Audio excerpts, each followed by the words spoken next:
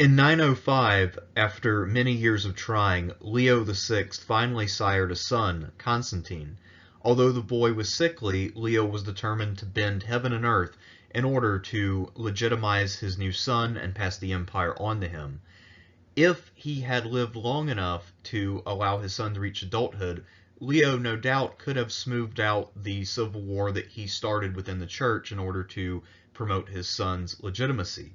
However, Leo died in 912 and then left the throne to his brother Alexander. Alexander turned out to be not terribly competent and also had no heirs of his own, so he was forced to leave Constantine as his heir. Alexander duly proceeds to start a war with Bulgaria and then die before the war really begins. So what this means is that you have a 7-year-old emperor and there's a scramble for power to control the empire in his name. Some of the actors who will emerge do not act in good faith, and they intend to undermine and replace this young emperor whose legitimacy they reject on the grounds that Leo should not have been allowed to have a fourth marriage. On the other hand, you have supporters of Constantine, such as his mother Zoe, and then you have other people who really don't care about the marriage issue, but they just want to have some power. And what we have is a 7-year stretch, which I think deserves its own video, since the political dynamics within this age are unique and different than what we would normally think of as being the reign of any normal Byzantine emperor, such as a normal emperor exists. So let's look at the years 913 to 920, the time when regents ruled Byzantium. In 913, the prospects of Constantine VII Porphyrogenitus did not look terribly promising. Although he was now the sole heir to the throne and the officially recognized senior emperor, he had a rough life ahead of him in the next several years, at least politically speaking. His dying uncle Alexander had previously excluded his mother Zoe from the palace, and while Zoe was able to sneak back into the palace before Alexander passed, what ends up happening is that Alexander in his will had named a council of regency, and he had deliberately excluded Zoe Carbonopsina from that council of regency. Normally, if you have a widow who has a young son on the throne, she will be included on the Council of Regency to ensure that her child's best interests are looked after and also that the child is raised properly. However, she was excluded, and that was up to this time an unprecedented snub. The Council of Regency was headed by Patriarch Nicholas Mysticus, who was an opponent of Constantine coming to the throne.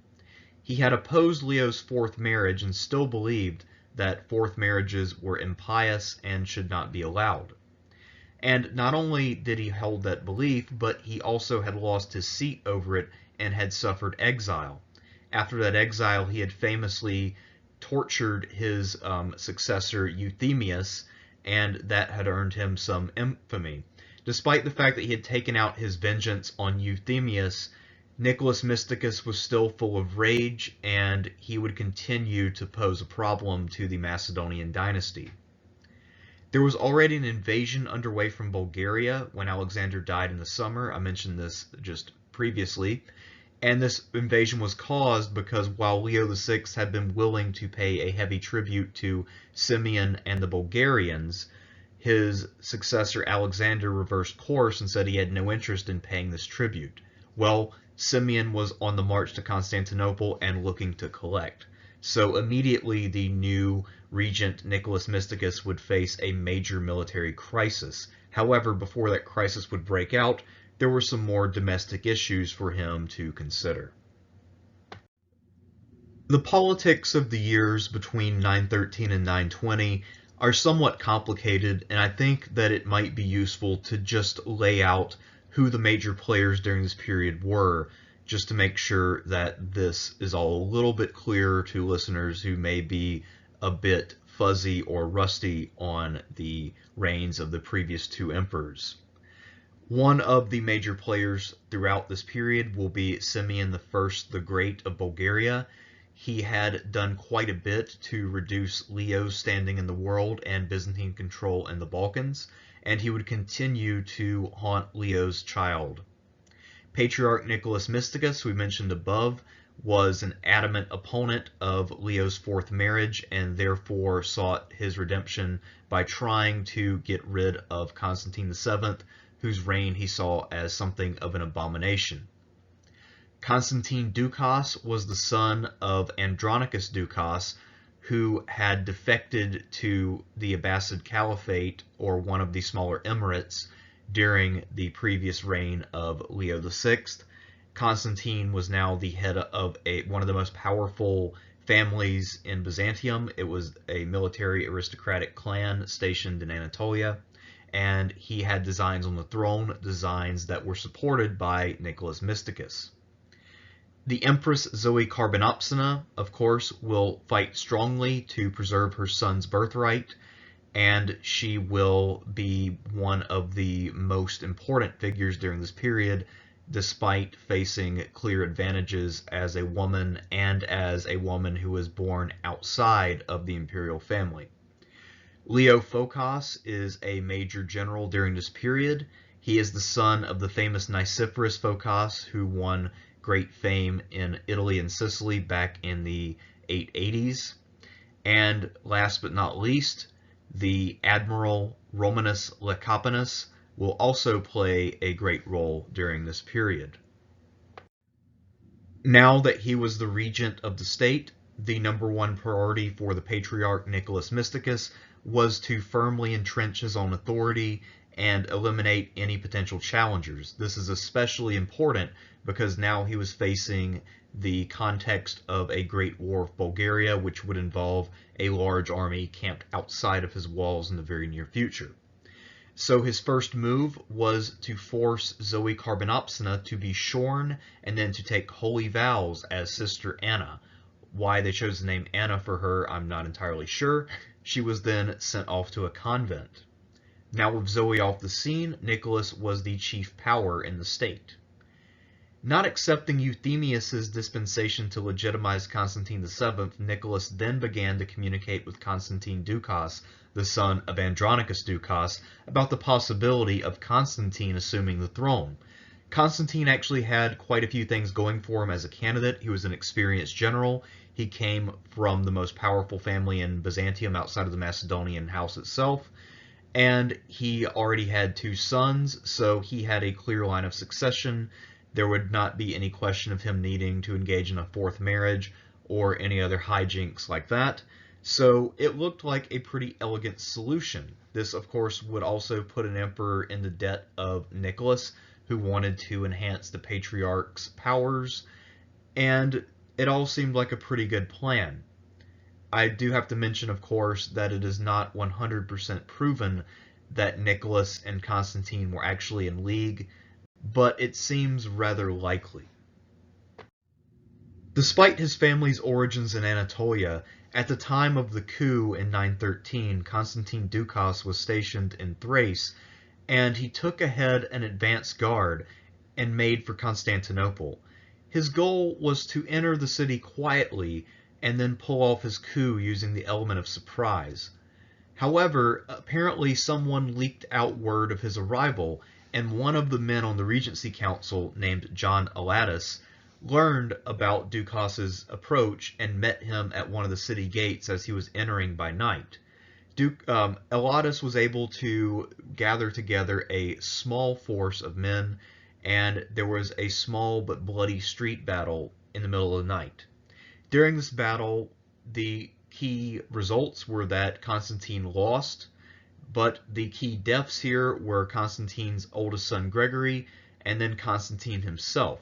What happened to him, supposedly, is that his horse tripped, he was dumped unceremoniously on the pavement, and one of his opponents managed to slice his head off while he was down. So this clearly puts an end to Constantine Ducas's coup, and also to any chance of there being a Ducas emperor within the near future. Although the coup failed, it did present an unexpected challenge to a dynasty that had ruled for almost 50 years, and one can imagine that the public was deeply uneasy. Many people probably wondered who had been working with Constantine and who had helped him to get into the city. Well, This meant that accusations were hurled back and forth, and Patriarch Nicholas Mysticus seems to have been concerned that people would think that he was involved. In fact, there were rumors to that effect. So, in order to head off this kind of suspicion, the Patriarch denounced in the firmest possible terms this coup and vehemently denied that he had anything to do with it. And in order to prove that he was unaffiliated with this coup, he ordered severe penalties for anyone who was even suspected of being complicit in any way. There were whole units of the Byzantine army that were suspected of having pro-Ducas sentiments that were massacred en masse. Some men were blinded or flogged. Ducas's younger son, who seems to have been a child, was castrated. And then the bodies of the people Nicholas had found guilty were impaled along the Asiatic shore of the Bosphorus in order to deter further attempts to challenge the throne. Of course, if Nicholas actually were uninvolved, what this would mean is that he saw Constantine as trying to challenge his authority, and that he was just replying with a vengeance to once again establish his authority and make sure that he would remain as regent going forward as long as he desired. This reign of terror only ended when the other members of the Regency Council complained to Nicholas about him going too far and how his actions were unnecessary. Eventually, he relented, and this mini reign of terror finally ended. Right around the time that Nicholas's purge was ending, this is when Symeon and his Bulgarian army finally arrive at the gates of Constantinople.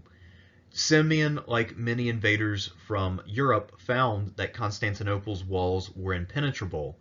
However, he could still be quite a menace by laying waste to the countryside and threatening the empire's European possessions such as Thessalonica or Adrianople. However, he could not seize the city or starve it out, so there was something of an impasse. Nicholas, for his part, was still concerned primarily with securing his own power, and therefore he wanted to make peace as quickly as possible in order to get Symeon out of the empire.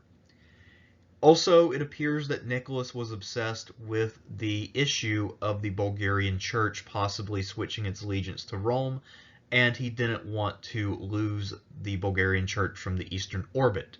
So this was a bargaining chip that Symeon could play.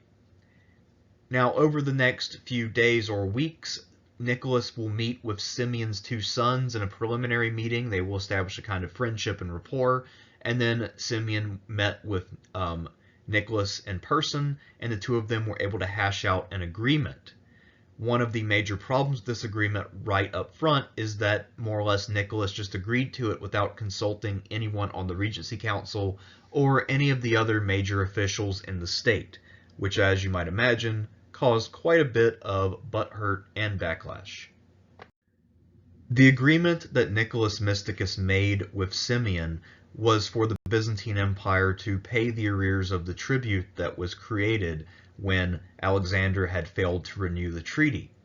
Additionally, and probably more importantly, Constantine VII was to be engaged to one of Symeon's daughters, meaning that the next emperor of Byzantium would be the grandson of Symeon of Bulgaria.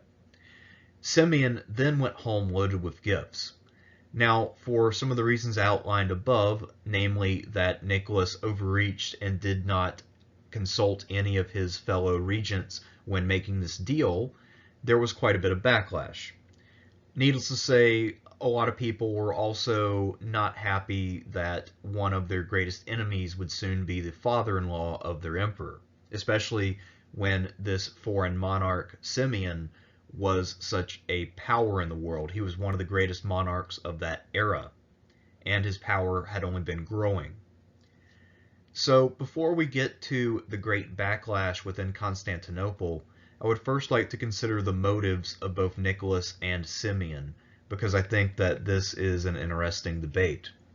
John Julius Norwick claims that Symeon was aiming for the Byzantine crown, and that he knew that he could manipulate Nicholas because of Nicholas's concern for the Bulgarian church possibly entering the Western orbit.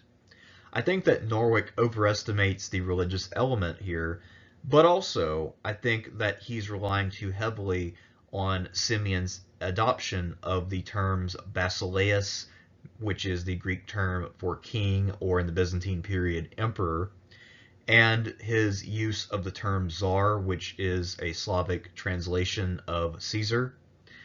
And he is making way too much of these two words. My interpretation is that Nicholas's main concern was just getting Symeon to go home so that he could keep consolidating his power.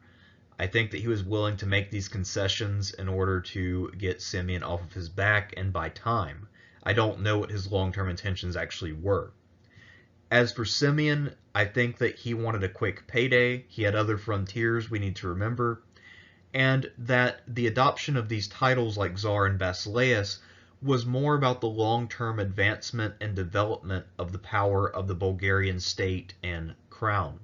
I don't think that he necessarily wanted to take over the Byzantine Empire full stop, as Norwick seems to believe.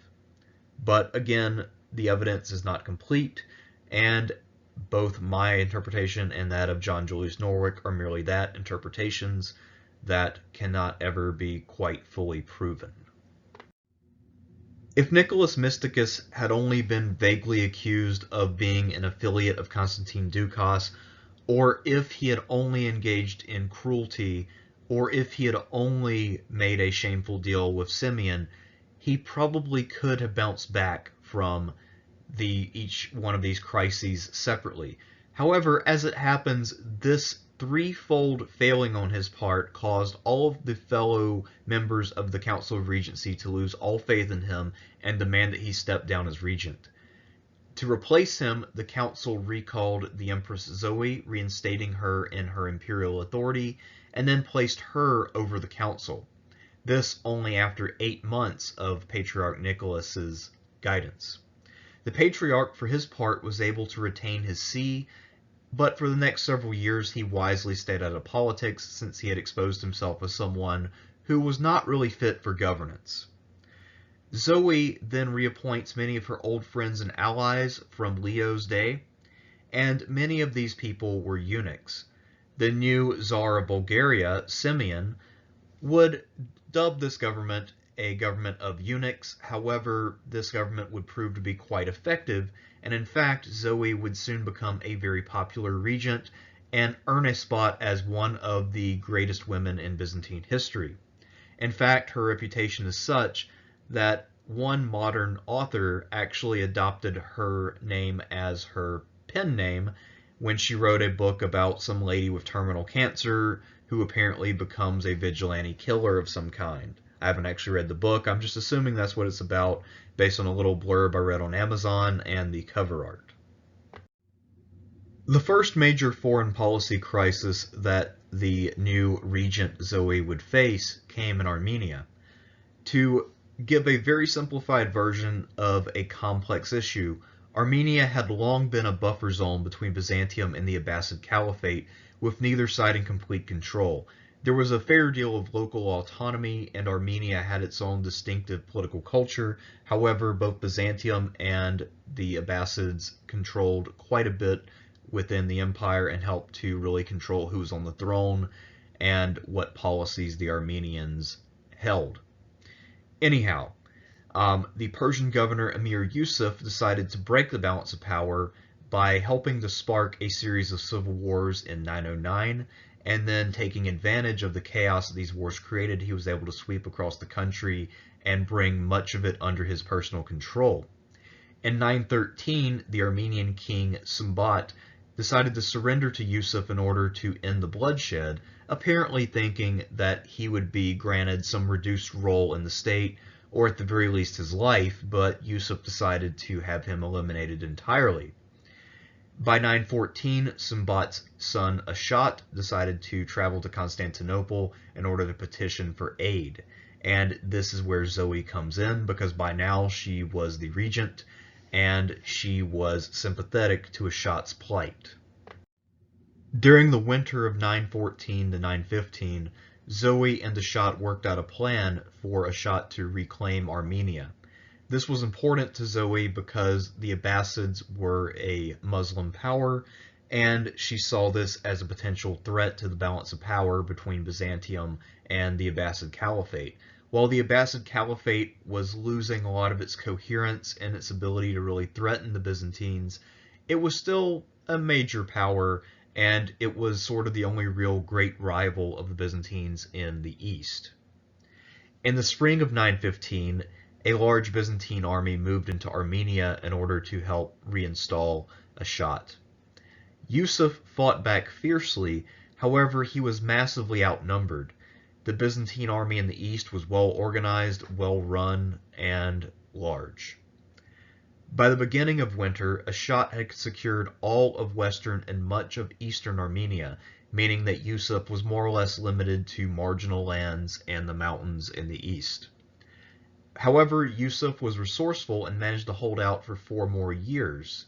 However, by 919, Ashot was now fully king, and the land was once again unified under a single monarch. While one major Byzantine army was away in Armenia, one of the emirs based in Tarsus decided to risk a major invasion of Byzantium from Tarsus. In the reign of Leo VI, Tarsus had been reduced and the emirate there had collapsed. However, it seems to have recovered by this time in order for the local powers there to launch an invasion. However, while this invasion probably had a reasonably good chance of success given how many men Zoe committed to the Armenian expedition, that was not the case. In fact, Byzantine forces managed to more or less completely destroy this invasion force, and this victory was considered great enough to cause celebrations in the capital. And while those celebrations were going on, other really good news arrived from a different quarter of the empire. In Italy, things had not been going well for a while. In Leo's time, the Byzantines had been finally kicked out of Sicily once and for all, and now Arab forces were advancing into Italy. However, the momentum shifted in 915 when, near the city of Capua in the theme of Langobardia, imperial forces were able to completely destroy an advancing Arab army, and this helped to restore Byzantine power and prestige in Italy, and it restored it to its greatest extent since Nicephorus Phocas's tenure back in the 880s. So this was quite a formidable pair of victories, and you can imagine that this did quite a bit to really boost Zoe's popularity to unseen heights. Now that she had won a great deal of prestige in both the far west of her empire and on the eastern frontier in 2 different places, Zoe felt powerful, confident, and popular enough to challenge Symeon and to try to set things right on that front. Supposedly, she was horrified at the prospect of her son marrying a barbarian princess, and the sources sometimes make it out like this was a type of prejudice, and it may very well have been that in part. However, most likely it was really a horror at the possibility of her son being influenced by Symeon, or of having one of the future monarchs of the Bulgarian state having a claim to the Byzantine throne. So, what Zoe does is she decides that the marriage between her son and one of Symeon's daughters cannot occur, and she officially renounces and breaks the engagement. Now, Symeon obviously does not take this well. That had been one of the major concessions that Nicholas had given him, and he was willing to fight for it. So this news came to him in fairly late in 915, and in September he decided to send sort of a half-hearted last-minute invasion to cap off the year, and he advanced to Adrianople in Thrace, which immediately surrendered. His plan seems to have been to winter in Thrace and then get heavy reinforcements and then go to Constantinople. However, this didn't end up happening because Zoe retaliated unexpectedly by sending a major force to retake the city. And Symeon, who didn't want to be on the wrong side of the Danube when winter hit, decided to flee. By late 915, Zoe was immensely popular, as she not only had won 2 major battlefield victories and put an ally on the throne in Armenia, but had also inflicted a humiliation upon Symeon, who had been owning the Byzantines for over 20 years at this point.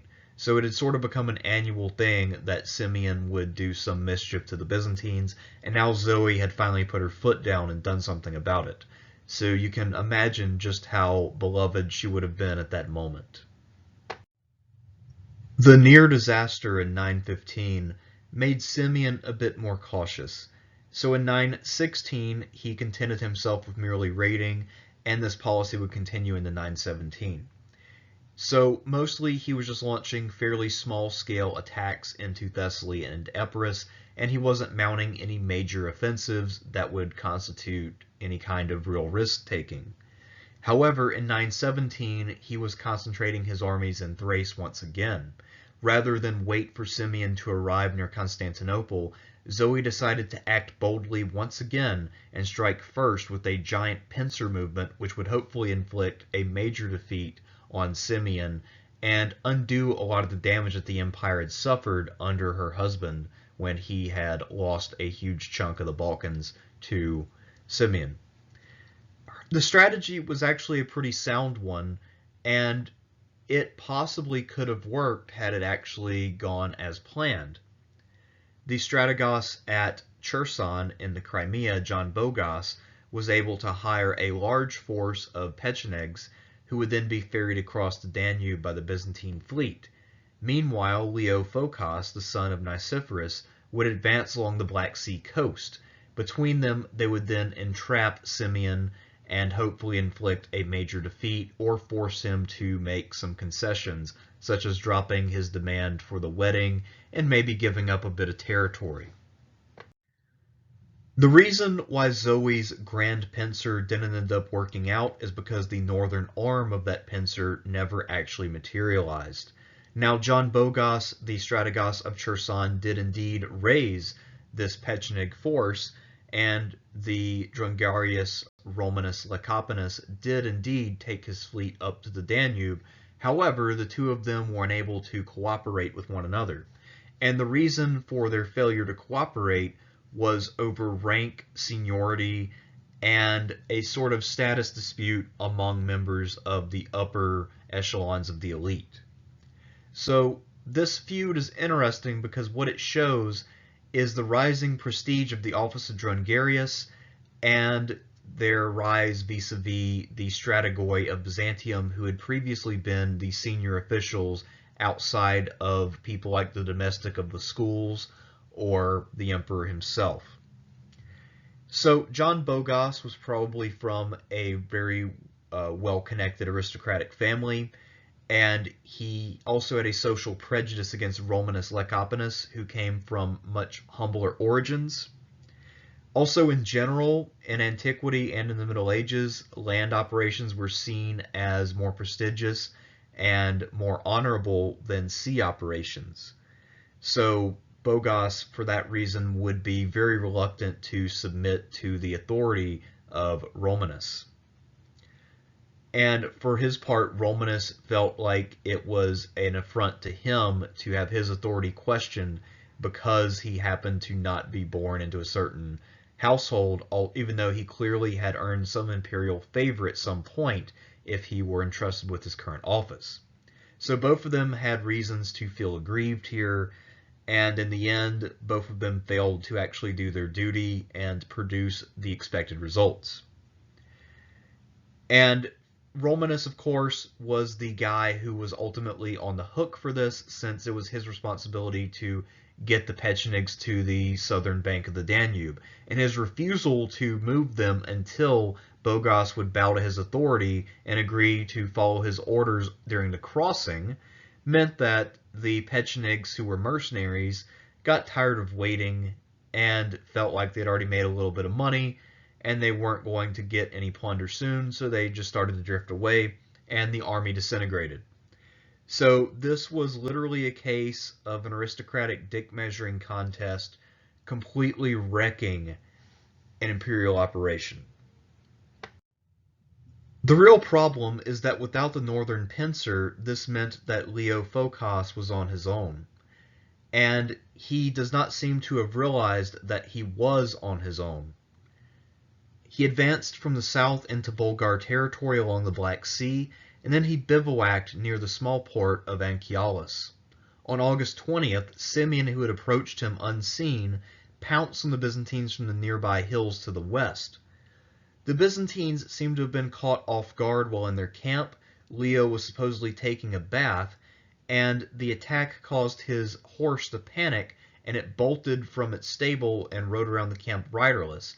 But it was recognizable, and because the horse was without a rider, his men assumed that Leo had died, and this helped to really spread the panic. Romanus's fleet, rather than being nearby to support the army with supplies or transport or potential extraction, had actually retreated all the way back to the capital, which meant that now the survivors were pinned against the coast with no ships to go to. And the defeat of this army at Anchialus was more or less complete. A century later, Leo the Deacon said that the bleached bones of the men who had fallen at Anchialus were still visible all over the battlefield, even in his time. As you might well imagine, when Zoe heard some of the details of why the northern pincer of her great attack did not materialize, this really pissed her off, especially when she then got news of the catastrophe at Anchialus, which was one of the greatest defeats in recent memory. So accordingly, she ordered a board of inquiry to look into Romanus's conduct during this campaign. A lot of things were going against Romanus in this board of inquiry. If you really think about it, even though the dispute between Romanus and John Bogas had been over rank and privilege, at least John had something on his side that was key. Not only would the prejudice of the men judging the inquiry be on his side, since they would most likely be high-ranking aristocrats who might have seen Romanus as an upstart, but more importantly, John Bogas had a sort of reasonable explanation he could possibly throw out there in order to throw the scent off him being a dick.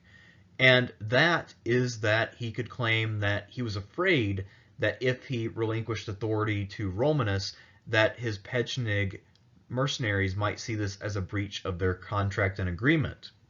So at least he could pretend that there was some deeper reason or some more practical reason for his refusal to cooperate with Romanus's demands.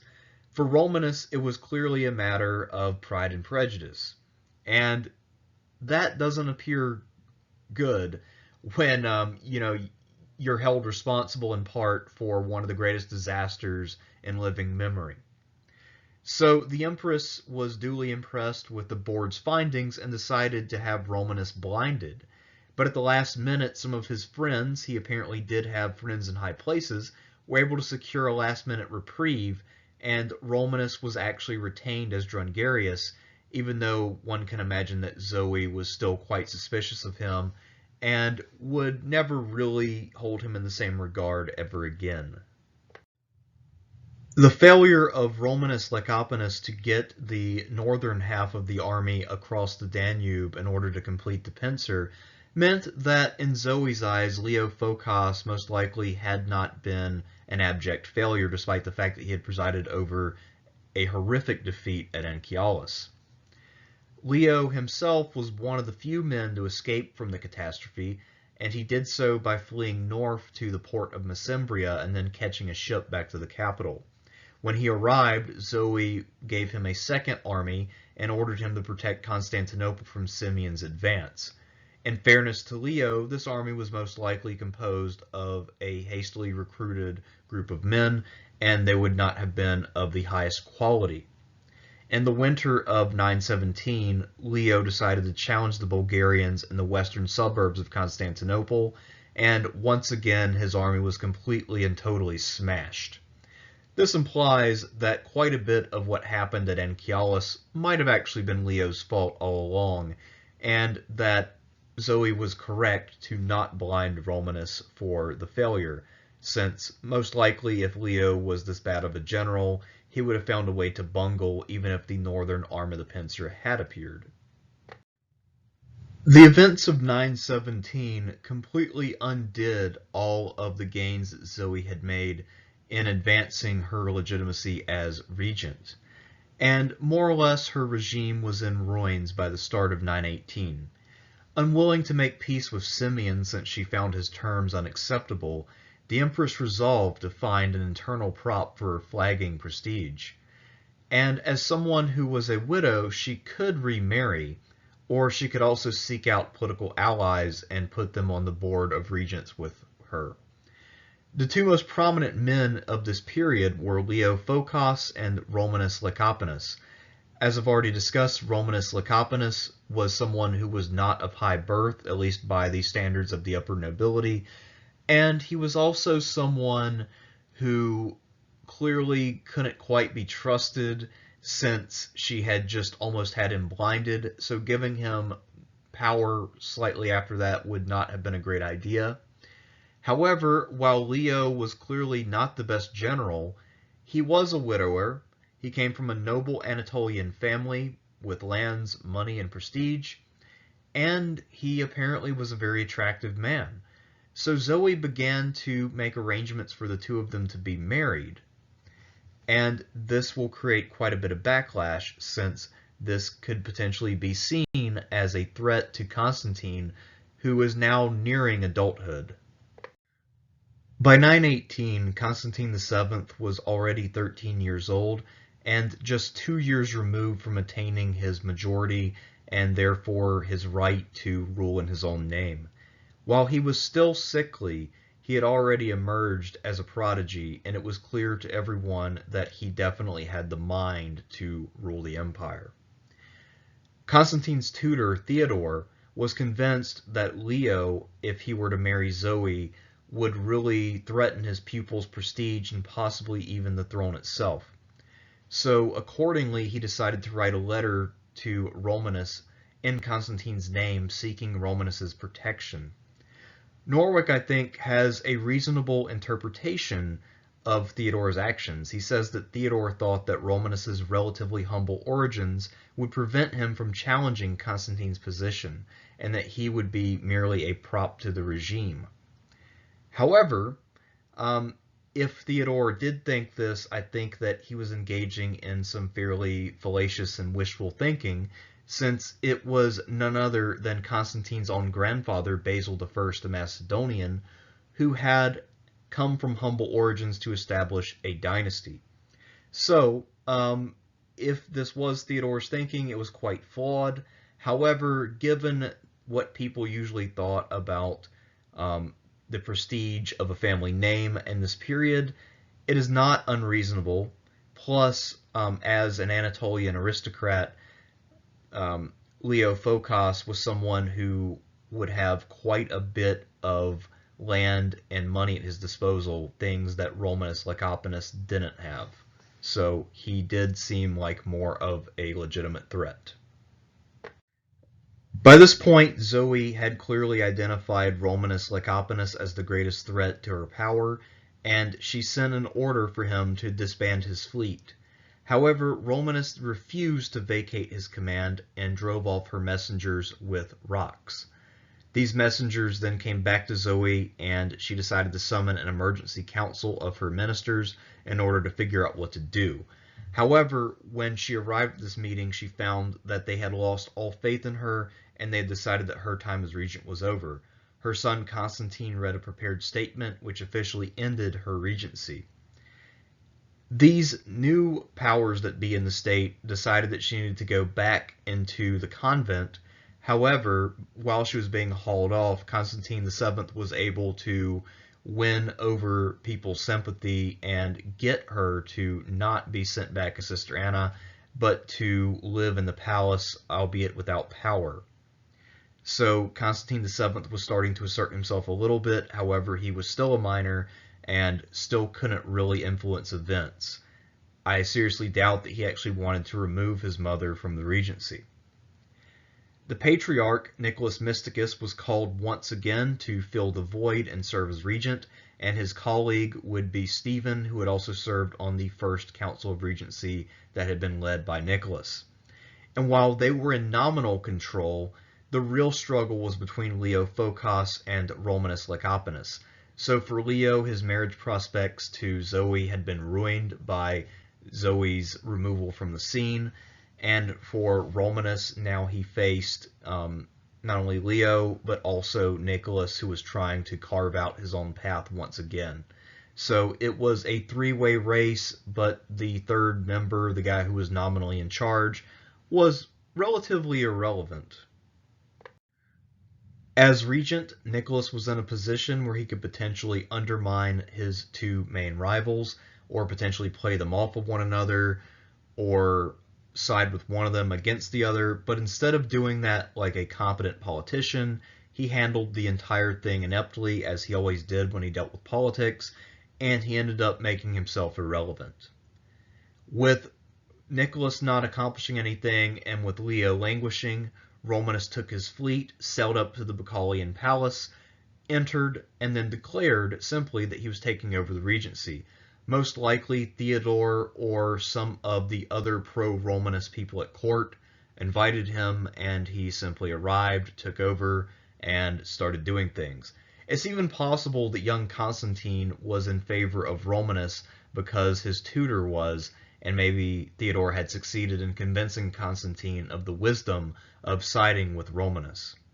In April, Constantine VII married Romanus's daughter Helena, and Romanus was given the title of Basiliopiter. This was a title previously used by Stylianos Zaltzes, who had been the father-in-law of Leo VI.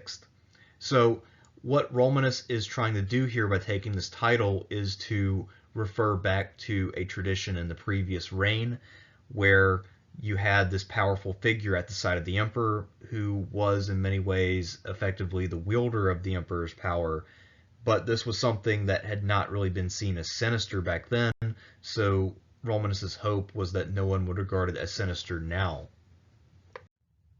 At the time that Romanus was able to take over the palace and simply name himself regent, Leo was at Chrysopolis on the Asiatic side of the Bosphorus, and he did not take this news lying down. In fact, he decided to raise the standard of revolt and start gathering men in order to save Constantine from the usurper, or to put it more honestly, to claim the regency for himself and possibly then prove to be a usurper in his own right.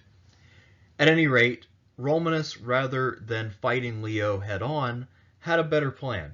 He sent two emissaries into camp with a letter from Constantine that denounced Leo's actions, and since this letter was by an emperor who was approaching manhood and who was known to be smart, the men in the camp assumed that this letter represented Constantine's free will and his reasoned judgment. The two people tasked with carrying this letter were a priest and a prostitute, both of whom would be common sights in any army camp. People want to pray for their souls and also alleviate their earthly needs. The priest was quickly found out, and he was detained, and Leo thought therefore he had contained the threat of this letter. However, the prostitute went about unnoticed and kept spreading the news until most of Leo's men had heard the word, and they began to lay down their arms and desert. When he felt like he was now in danger of being arrested by some of his own men, Leo decided to flee east, but he was caught in Bithynia, and then the men who caught him in their zealotry decided to blind him. This is something that Romanus had not ordered, and he apparently was furious that Leo had been blinded. It's not really clear exactly why he was so furious that his rival was blinded, but most likely it may have been because he was a little bit sensitive to the issue of blinding, since he had almost lost his eyes after Anchialus. It's also simply possible that he thought that people were being a little too independent and that they needed to seek the regent's approval before doing anything like that. Whatever Romanus's reasons for being angry about Leo being blinded, the fact is that blind men do not usurp thrones, so Romanus had effectively eliminated his most potent rival. By the summer of 920, Romanus was the chief power in the state, and now the only real threat was that in a few months Constantine would turn 15 and thereby end the regency and Romanus's power with it. So what Romanus needed to do was to legitimately establish himself while diminishing Constantine and also making key allies that could support him. And he does this in a rather brilliant way. in the summer of 920, Romanus and Nicholas cooperated and made a deal. And what this sort of agreement between them does is that it gives Nicholas something that he wanted, an acknowledgement that his theological position on fourth marriages was correct, while also giving Romanus a way to undermine Constantine's legitimacy without completely destroying it. So what ends up happening is that the church officially condemns fourth marriages, but did not make the matter retrospective, which means that Constantine was accepted on sufferance. So while he is officially emperor, there's kind of an asterisk by his name, in that he shouldn't be emperor, but he is. A month later, Romanus decided to get rid of the potential enemies at home, and he accused Zoe of trying to poison him, and then had her shipped back to her convent as Sister Anna. This may very well have been a favor to Nicholas, who hated Zoe, and had already tried to make her Sister Anna once. So perhaps that was part of this deal. Romanus also had Constantine's tutor Theodore sent away, possibly because Theodore now saw that the danger that he had seen in Leo Phocas had been realized in Romanus Lecapenus, who he had clearly underestimated. A few days before his 15th birthday, Constantine probably had to perform one of the most distasteful public ceremonies of his entire life, and his life up to this point had consisted of many distasteful public ceremonies that undermined his own interest. 3 days before his birthday, on September 24th, 920, Constantine placed a crown upon his father-in-law's head and declared him Caesar. This meant that now Romanus Lecapenus was the heir apparent to the Byzantine Empire. A few months later, while Constantine was officially an adult, Romanus was then confirmed as a full basileus, which means that while he was junior to Constantine by reason of getting his title later, he was now in fact an imperial colleague. So despite the fact that Constantine VII held seniority technically, Romanus actually ends up getting the place of honor on imperial coins, and it was obvious by this point that the coup had been pulled off and that Constantine was no longer a power within the empire. In fact, many people were thinking that Constantine would probably be murdered or die mysteriously or otherwise be forced to renounce his throne. However, that's not what happened, and what we end up having is a very strange reign of Romanus Lecapenus, where he is the emperor and he's governing the empire, but technically he has a senior colleague who is also an adult male from a different family. But we'll get to that story when we get there. And when I cover Romanus Lecapenus, I will cover his entire career, including a recap of much of what we discussed here. And I will also recap some of this information when I eventually do a video on Constantine VII.